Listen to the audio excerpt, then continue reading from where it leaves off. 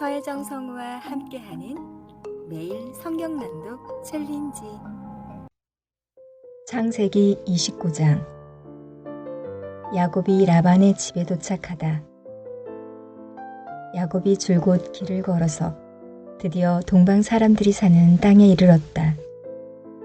거기 들에 우물이 있는데 그 곁에 양떼 세 무리가 엎드려 있는 것이 보였다. 그곳은 목자들이 양떼에게 물을 먹이는 우물인데 그 우물 아귀는 큰 돌로 늘 덮여 있어서 양떼가 다 모이면 목자들이 우물 아귀에서 그 돌을 굴려내어 양떼에게 물을 먹이고 다 먹인 다음에 다시 돌을 굴려서 우물 아귀를 덮고는 하였다. 야곱이 그 목자들에게 물었다. 여보십시오. 어디에서 오시는 길입니까? 그들이 대답하였다. 우리는 하란에서 오는 길입니다. 야곱이 그들에게 또 물었다.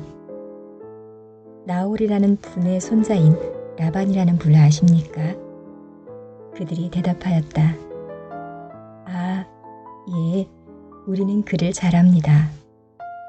야곱이 또 그들에게 물었다. 그분이 평안하게 지내십니까? 그들이 대답하였다. 잘 삽니다. 아, 마침 저기 그 딸 라헬이 이 양떼를 몰고 옵니다. 야곱이 말하였다. 아직 해가 한창인데 아직은 양떼가 모일 때가 아닌 것 같은데 양떼에 물을 먹이고 다시 풀을 뜯기러 나가야 하지 않습니까? 그들이 대답하였다. 그렇지 않습니다. 양떼가 다 모일 때까지 기다렸다가 양떼가 다 모이면 우물아귀에 돌을 굴려내고서 양떼에 물을 먹입니다. 야곱이 목자들과 말하고 있는 사이에 라헬이 아버지의 양떼를 이끌고 왔다. 라헬은 양떼를 치는 목동이다. 야곱이 외삼촌 라반의 딸 라헬과 그가 치는 외삼촌의 양떼를 보고 우물아귀에서 돌을 굴려내어 외삼촌의 양떼에게 물을 먹였다. 그러고 나서 야곱은 라헬에게 입을 맞추고 기쁜 나머지 큰 소리로 울면서 라헬의 아버지가 자기의 외삼촌이라는 것과 자기가 리브가의 아들이라는 것을 라헬에게 말하였다. 라헬이 달려가서 아버지에게 이 사실을 말하였다.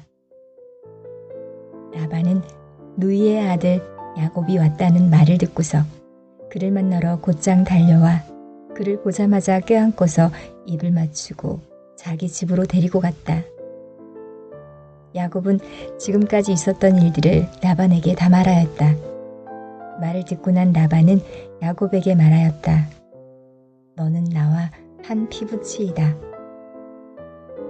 야곱이 라반의 집안일을 하다. 야곱이 한 달을 라반의 집에 머물러 있을 때에 라반이 그에게 말하였다. 네가 나의 조카이긴 하다만 나의 일을 거저할 수 없지 않느냐. 너에게 어떻게 보수를 주면 좋을지 너의 말을 좀 들어보자. 라반에게는 두 딸이 있었다. 맏딸의 이름은 레아이고 둘째 딸의 이름은 라헬이다. 레아는 눈매가 부드럽고 라헬은 몸매가 아름답고 용모도 예뻤다.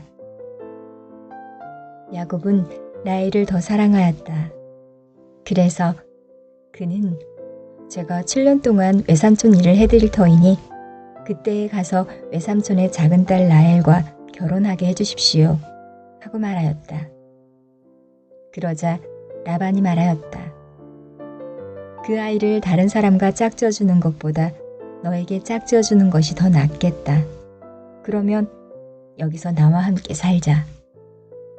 야곱은 라헬을 아내로 맞으려고 7년 동안이나 일을 하였지만 라헬을 사랑하기 때문에 7년이라는 세월을 마치 며칠같이 느꼈다.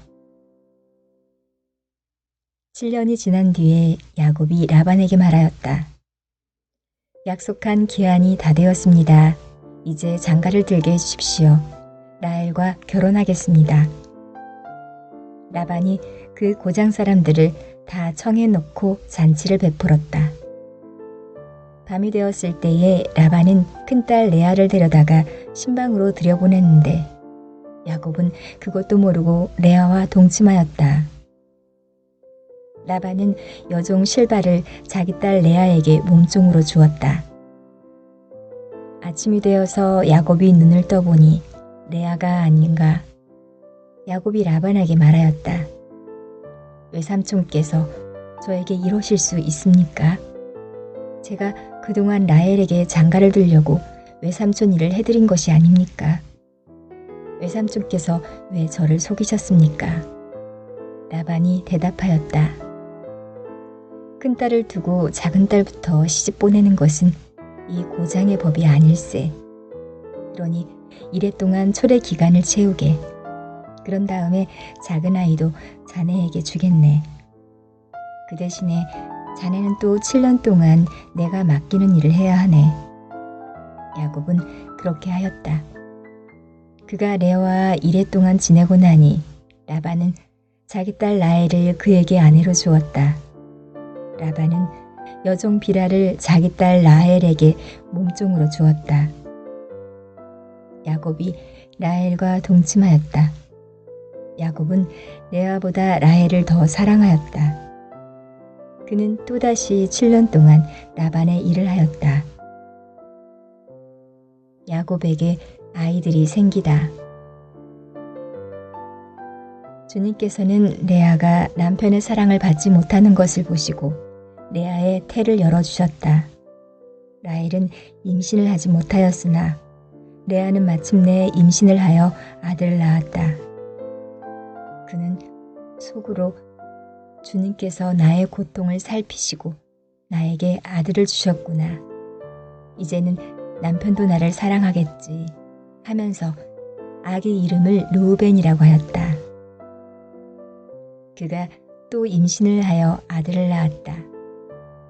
그는 속으로 주님께서 내가 남편의 사랑을 받지 못하여 하소연하는 소리를 들으시고 이렇게 또 아들을 주셨구나 하면서 아이 이름을 시므온이라고 하였다. 그가 또 임신을 하여 아들을 낳았다. 그는 속으로 내가 아들을 셋이나 낳았으니 이제는 남편도 별 수 없이 나에게 단단히 매이겠지 하면서 아이 이름을 레이라고 하였다. 그가 또 임신을 하여 아들을 낳았다. 그는 속으로 이제야말로 내가 주님을 찬양하겠다 하면서 아이 이름을 유다라고 하였다. 레아의 출산이 그쳤다. 마태복음서 28장. 예수께서 부활하시다. 안식일이 지나고 이레의 첫날 동틀 무렵에 막달라 마리아와 다른 마리아가 무덤을 보러 갔다. 그런데 갑자기 큰 지진이 일어났다. 주님의 한 천사가 하늘에서 내려와 무덤에 다가와서 그 돌을 굴려내고 그 돌 위에 앉았다.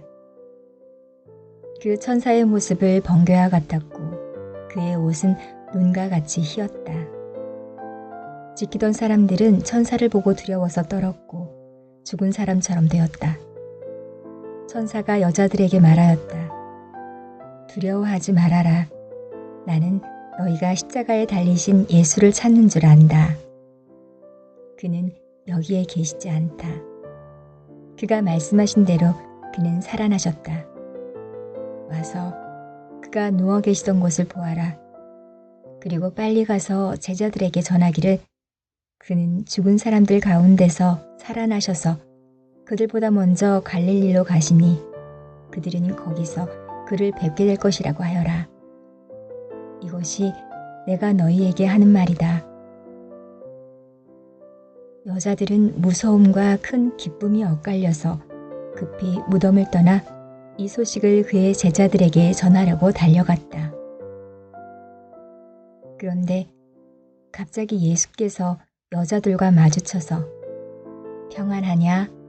하고 말씀하셨다. 여자들은 다가가서 그의 발을 붙잡고 그에게 절을 하였다. 그때에 예수께서 그 여자들에게 말씀하셨다. 무서워하지 말아라. 가서 나의 형제들에게 갈릴리로 가라고 전하여라. 그러면 거기에서 그들이 나를 만날 것이다. 경비병의 보고. 여자들이 가는데 경비병 가운데 몇 사람이 성 안으로 들어가서 일어난 일을 모두 대제사장들에게 보고하였다.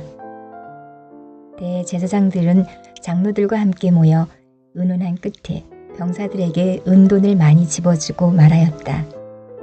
예수의 제자들이 밤중에 와서 우리가 잠든 사이에 시체를 훔쳐갔다 하고 말하여라. 이 소문이 총독의 귀에 들어가게 되더라도 우리가 잘 말해서 너희에게 아무 해가 미치지 않게 해주겠다. 그들은 돈을 받고서 시키는 대로 하였다. 그리고 이 말이 오늘날까지 유대인들 사이에 널리 퍼져 있다. 제자들의 사명.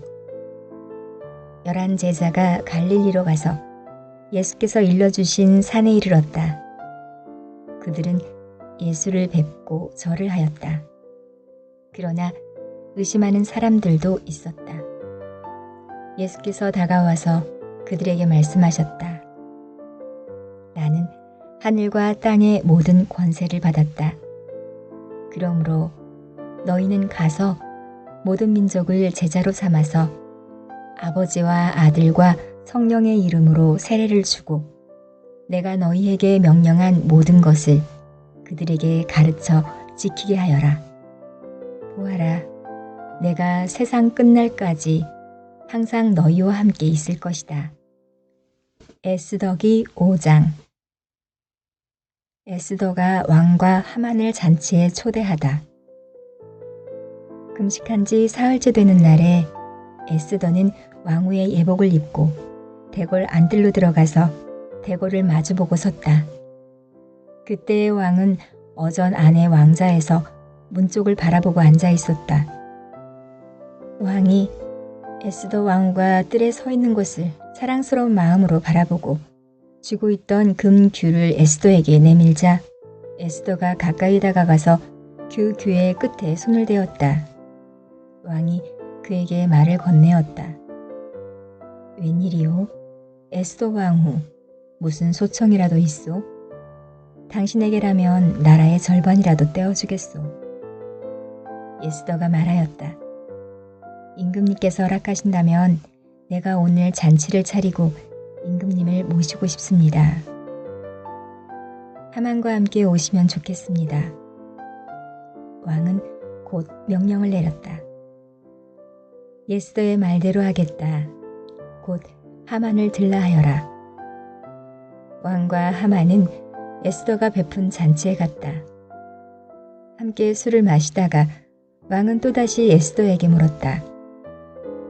당신의 간청이 무엇이오? 내가 들어주겠소. 당신의 소청이면 나라의 절반이라도 떼어주겠소. 에스더가 대답하였다. 내가 드릴 간구와 소청은 별것이 아닙니다. 내가 임금님께 은혜를 입게 되어 임금님께서 기꺼이 나의 간청을 들어주시고 나의 소청을 받아주시겠다면 나는 내일도 잔치를 차리고 두 분을 모시고 싶습니다. 임금님께서는 하만과 함께 오시기 바랍니다. 그때에 임금님의 분부대로 나의 소원을 임금님께 아뢰겠습니다. 하만의 음모. 그날 하만은 마음이 흐뭇하여 아주 즐거운 기분으로 대궐을 나섰다. 대궐 문을 지나는데 거기에서 문을 지키고 있는 모르드게는 일어나지도 않고 인사도 하지 않았다. 그것을 보고서 하만은 그만 화가 잔뜩 치밀어 올랐지만 꾹 참고 집으로 돌아갔다. 하만은 친구들과 자기 아내 세레스를 불러놓고 자기는 재산도 많고 아들도 많으며 왕이 여러모로 자기를 영화롭게 하여주고 자기를 다른 대신들이나 신하들보다 더 높은 벼슬자리에 앉혔다면서 그들 앞에서 자랑하였다. 하만은 덧붙여서 말하였다. 그것뿐인 줄 아는가? 에스더 왕후께서 차린 잔치에 임금님과 함께 초대받은 사람은 나 하나밖에 없다네. 왕후께서는 내일도 임금님과 함께 오라고 나를 초대하셨다네. 그러나 대궐 문에서 근무하는 모르드게라는 유다 녀석만 보면 이런 모든 것이 나에게 하나도 만족스럽지 않네.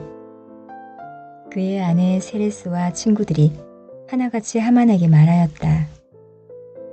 높이 50자짜리 장대를 세우고 내일 아침에 그 자를 거기에 달도록 임금님께 말씀드리십시오.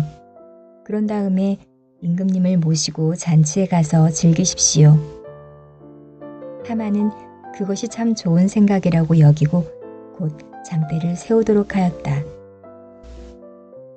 사도행전 28장. 몰타 섬에 오르다.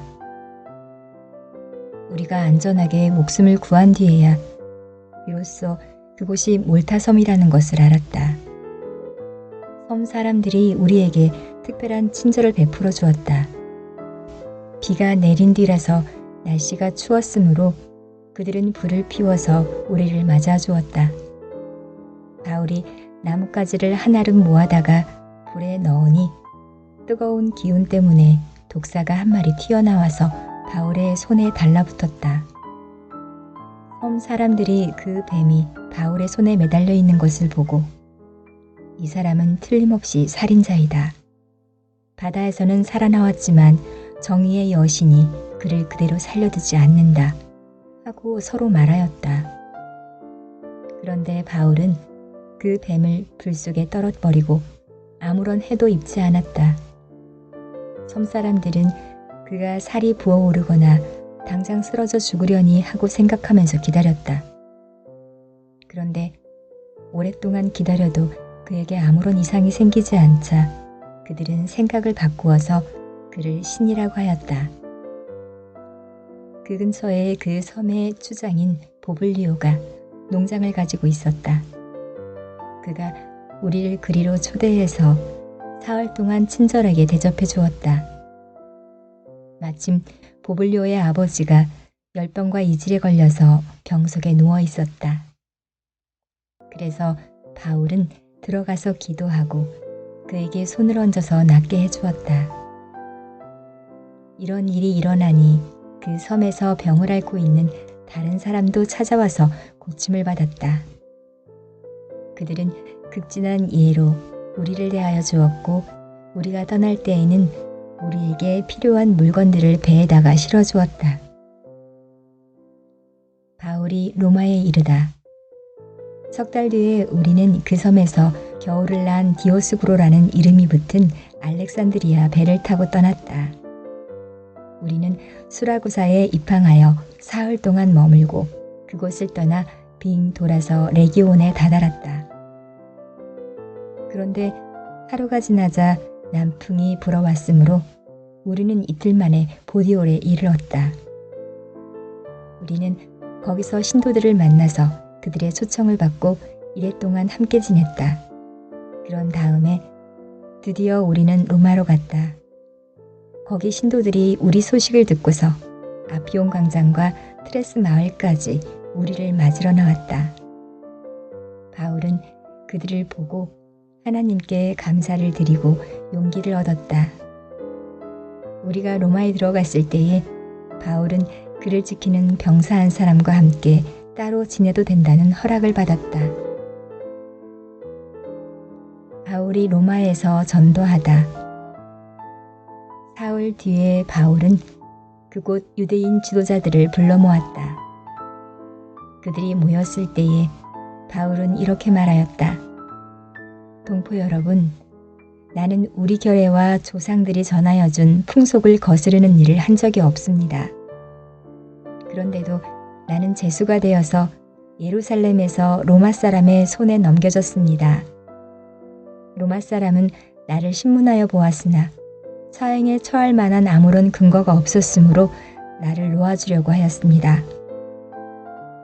그러나 유대 사람이 반대하는 바람에 하는 수 없이 내가 황제에게 상소한 것입니다. 나는 절대로 내 민족을 고발하려는 것이 아니었습니다. 이런 까닭으로 나는 여러분을 뵙고 말씀드리려고 여러분을 오시라고 청한 것입니다. 내가 이렇게 쇠사슬에 매여 있는 것은 이스라엘의 소망 때문입니다. 그들이 바울에게 말하였다. 우리는 아직 유대로부터 당신에 관한 편지를 받은 일도 없고 동포들 가운데서 아무도 여기에 와서 당신에 대하여 나쁘게 말하거나 소문을 낸 일이 없습니다. 우리는 당신에게 당신의 생각을 들어보고 싶습니다. 이 종파에 대하여 우리가 아는 것은 어디서나 이 종파를 반대하는 소리가 높다는 것입니다.